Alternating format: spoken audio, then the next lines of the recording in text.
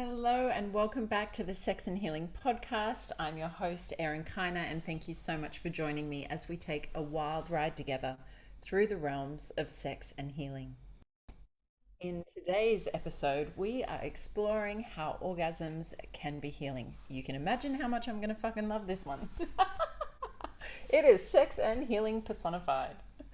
But before we jump into the content, I do want to remind you that it's this week that I have my free masterclass coming up, How to Liberate Through Sexuality. That's on Thursday the 24th, and I'm going to be teaching you how to increase your sexual satisfaction. It's going to be awesome. If you can't make it live or it's not at a suitable time for you, do not worry. We are sending out the replay. I'm going to be sharing lots about my upcoming course, Worship, and there's going to be a link for you to have an opportunity to book in for a chat with me if you are interested in worship, so we can make sure that it's a right fit.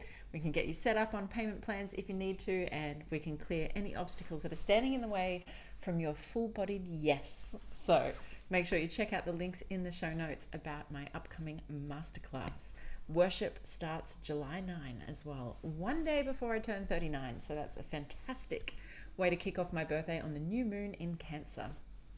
But let's jump into today's content. And also, of course, just a little reminder, always the nice friendly reminder to subscribe if you haven't already subscribed. Just so you to make sure that you don't miss an episode, and please share this with anyone that you think will love it. So this was already planned, this topic, maybe 2 months ago now. And as life has it, there is always a perfect mirror, a perfect unfolding. This was scheduled to be recorded the other week. We had some little hiccups in that process. Tonight is the night that I need to sit down and record it. It's Sunday. I'm recording in the evening because we don't have to hear the roosters. I've had my Sunday night massage, so I'm sitting here in a kimono. I'm enjoying a glass of red, and that is one of the joys of having my own business and being able to do such things is I can record on a Sunday night with a nice glass of red and have a good time while we do this and share some fun stories and some interesting education for you. So it's incredible what's happened in my life in the week in the lead up to recording this, because of course it's divinely perfect and so appropriate for how orgasms can be healing.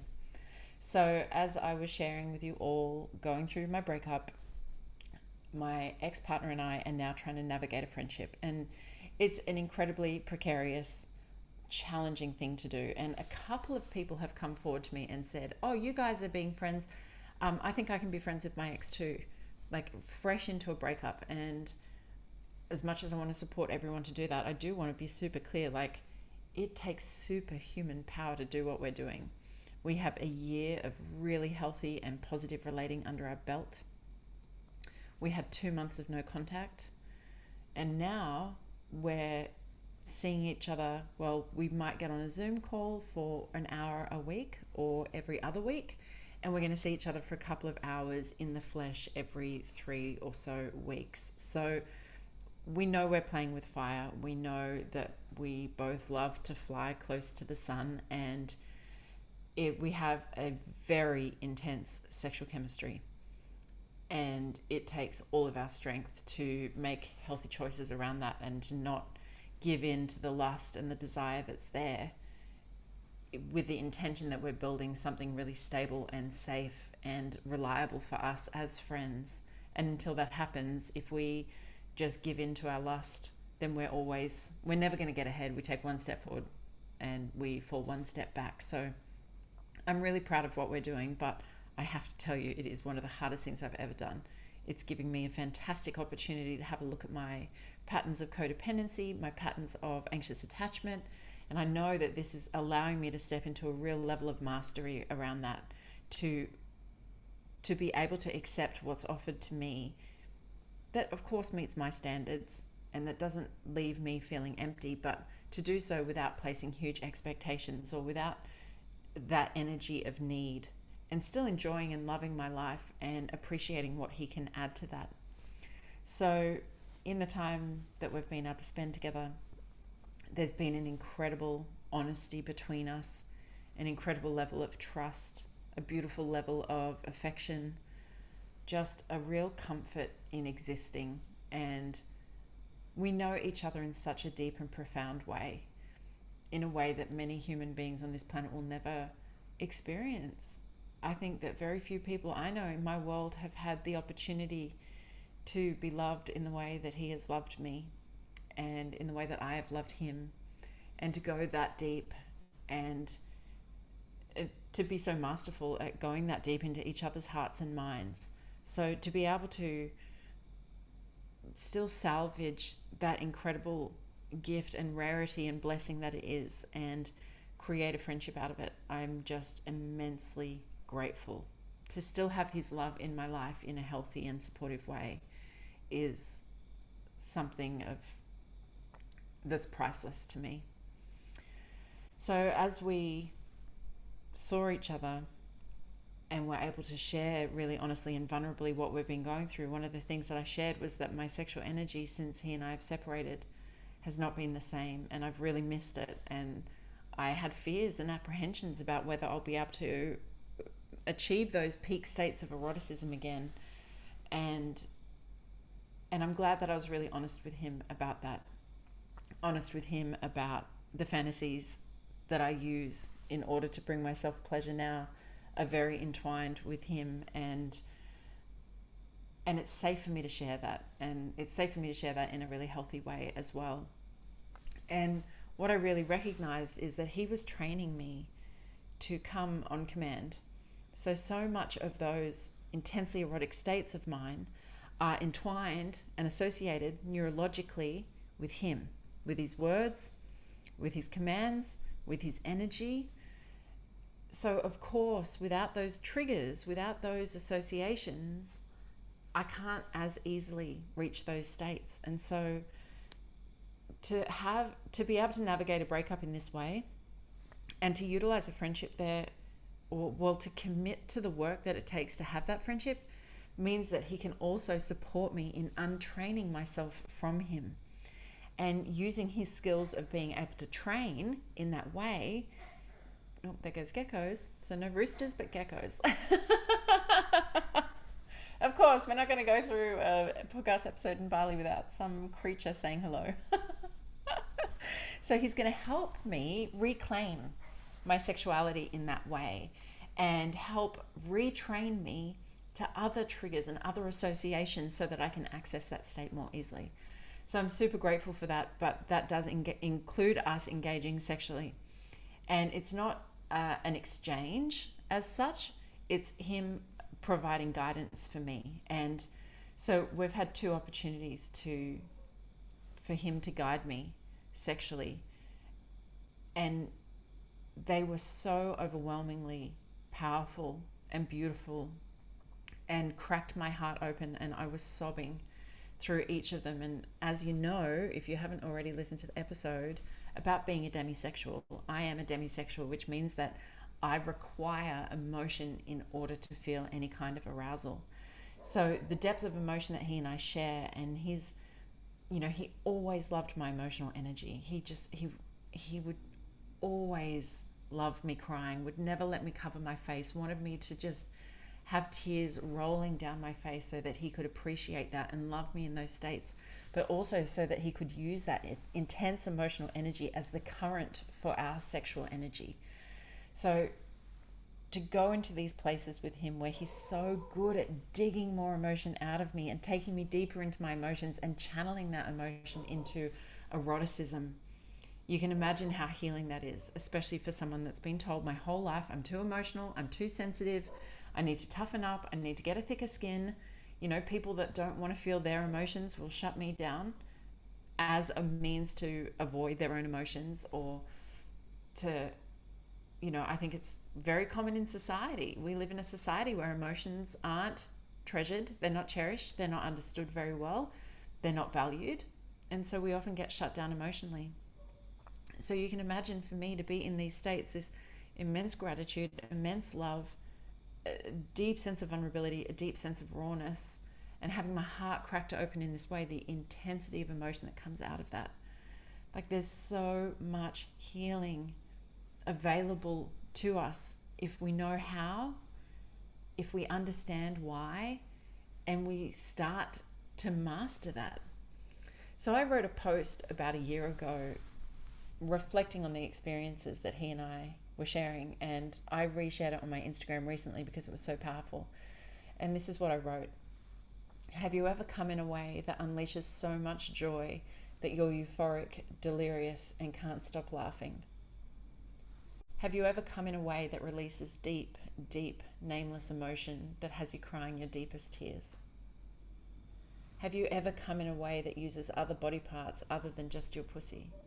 And even then, have you come from multiple places in your pussy? Your throat, your nipples, your feet, your ass, your inner thighs, your low belly?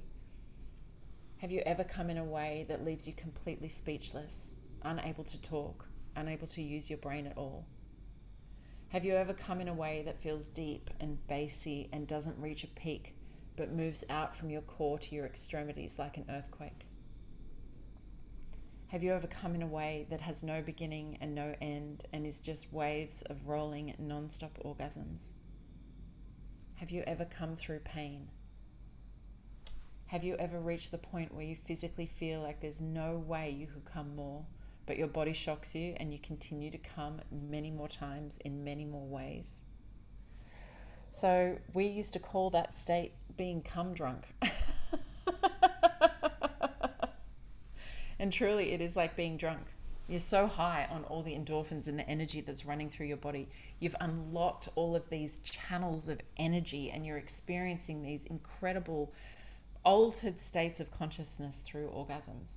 It's so incredible. So how do we harness this for healing? So essentially, when we think about healing, we quite often think about limiting beliefs, emotional healing, childhood trauma, inner child work, body work. We think about the body, but really what we need to be doing is considering a person's whole state of being, the entirety of them. And our minds and our bodies are merely different parts of the same whole. So we do so much work through the mind and through the emotions, which is actually accessed through the mind a lot of the time. But what we don't often do is actually access our sexual body. So even when we're doing body work and we might be getting therapeutic body work, it's not often sexual therapeutic body work. So we have the opportunity to do that for ourselves with our own sexual practice towards ourselves, and in partnership we can also utilize partnered sex in order to create therapeutic healing sexual experiences through the body. So I came across some research that said in 1952 there was a study of breast cancer patients which found that a high percentage of the study's cancer sufferers had never experienced orgasm, did not enjoy intercourse, and considered it a distasteful wifely duty. So you can imagine what it was like to be a woman in 1952, about the sexual oppression and the lack of education that was in existence. And then we think about breast cancer also, that being a cancer of a very feminine part of the body. And this is obviously research that's done back in the 50s. Like, how reliable would that be? How many correlations could we create compared to something that might be modern? But I think it's still really interesting to reflect on that there's this potential link between the suppression or the lack of sexual experience or healthy sexual expression or the enjoyment of our sexuality and potentially breast cancer. So, we can also see this link scientifically between our emotional states and our physical states, and that we can have emotional causes of states of disease. So imagine if we all understood why and how to utilize our healthiest and most vibrant and most expressive sexuality for our health, for our vitality, for our well-being, for the longevity of our life experience. It's absolutely incredible. So what we also know is that the body does hold on to the trauma. So there's a big movement of trauma. It's a bit of a buzzword at the moment, for sure, in the personal development worlds. We're all traumatized. There's no doubt about that. It's part of the human experience. We needn't victimize ourselves by having trauma, but we are absolutely becoming very, very aware of the somatic experience of trauma and how it's stored in the body. So it makes a lot of sense that we can utilize the body to transcend that trauma as well and heal that trauma. So when we think about these healing orgasms, typically what happens is that we have some sort of emotional release, and that emotional release might look like crying, might be a catharsis, we can utilize it to release shame and guilt. We can actually choose to move into those states of shame and guilt and transform it with sexual energy, which is a lot of what happens in the realms of kink and BDSM. We move into the shadow parts of ourselves, these parts that we deny or we judge or they've been shamed. It gives us an opportunity to move into and have a somatic experience of those parts of ourselves and embrace it, and then start to associate it with the positive experience of orgasm. That's so incredible. I had a little click go off my head just then. I went and rescued some cats today, guys. So we're getting some kitties, but one of them's got a little eye infection and he needs to be desexed. So I chose them today, 2 little friends, and they're going to come home with me in 2 weeks. But we were talking about how to integrate cats at home, and because my friend that came with me had a cat at home that is not friendly towards other cats. So she was asking, if I was to adopt a kitten, how could I integrate them well? And the woman from the shelter said, it's really, really important that there's always positive associations around the kitten. So whether that's food or cuddles or praise for the cat, that you have to make sure that that new kitten coming in has got this positive association. So that is very similar here. This is how these orgasms can be healing, or how we train ourselves, is that we go into those shameful or guilty experiences, memories, shadow aspects of ourselves, and then we start to associate it with something positive like orgasm. We can associate it with acceptance and with love and with being cherished or celebrated. Either we're doing that for ourselves or our partner's providing that for us. So it can also bring up unresolved emotional issues. There is something about fucking that you cannot fucking hide. Okay, now that's not completely true. That's not an absolute truth. People absolutely fucking hide when they're fucking. So many people live in a state of disconnection and absolutely fuck from that disconnected state. But when you come into sexuality from a place of consciousness and from a place of connection, there is no fucking hiding. And that's what I found with my previous partner. Doesn't matter if I think that I'm doing okay or if we've had a little bit of a disagreement and I'm moving past it. As soon as we start to engage sexually, the fucking truth of my emotion comes up. Anything that's unresolved is right there on my heart. You can't lie in those states. You can't pretend. You can't be the nice girl. You can't be the people pleaser. Those real, raw, vulnerable states of eroticism bring out the truth. It takes us into these states of incredible vulnerability. It's just whatever comes up, we have this opportunity to fuck through it, to fuck through that pain, to be in our deepest emotional pain, in our fears, and to have a partner or ourself be so present and so unwavering. And we utilize that energy and that emotion, and we move deeper and deeper and deeper into our eroticism. And the orgasmic power that is built up through that is incredible. So if we're holding on to trauma or past pain, especially around sexuality, now if you've got trauma or past pain through sexual experiences with others, this might be a practice you want to do exclusively with yourself. Or it might be something that you want to do with a partner that you trust, is start to repattern those sexual experiences. Start to open yourself sexually again to yourself or to someone new, and to create these positive associations and repattern the brain. So these healing orgasms, they might happen spontaneously. You might not even know it's going to happen and find yourself having a massive emotional release. Or you can consciously choose to do it. You can consciously choose to say, okay, tonight in my self-pleasure practice, I've got a lot of emotion weighing heavily on my heart. I'm going into that. I'm going to feel it. I'm going to start to self-pleasure. I'm going to arouse myself. I'm going to give myself the physical and the emotional foreplay that I need to get aroused, and then I'm going to go there. I'm going to focus on that feeling in my heart, that emotion in my heart, and I'm going to let it out, whatever it is. And that should come with sound. All orgasms and sexual pleasure should come with sound. If you're not making sound, if your mouth isn't open, if you're not expressing equally through the mouth as what you are through the legs, you're blocking the flow of energy. So these emotional releases most definitely should have sound. That could be grunting, that could be crying, it could be wailing, it could be yelling.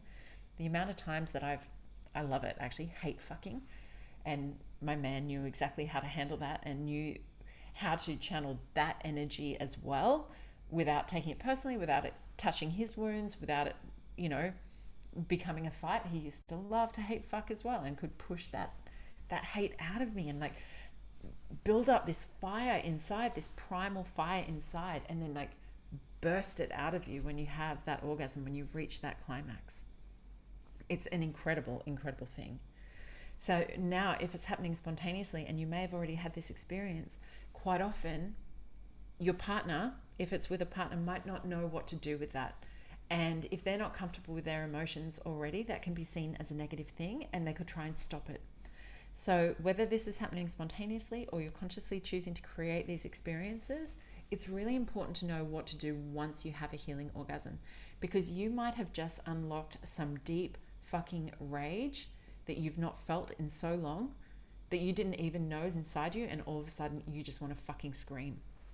So it's really, really important that you do set yourself up with the kind of aftercare that you need, and that you can talk about these things with your partner before you even have a sexual experience, or even try to have a healing orgasm, or, just as part of your sexual negotiations is, if I cry, I need you to do this for me. All I need you to do is hold me and be present. You don't need to say anything. You don't need to rescue me. You don't need to try and make me stop. You don't need to think it's a bad thing. I just ask that you hold me. Just let me cry. If I start to get angry, just let me get angry. I might say some nasty things. It's not directed at you. I might be screaming into a pillow. I might need to be hitting the mattress. I just need you to be with me.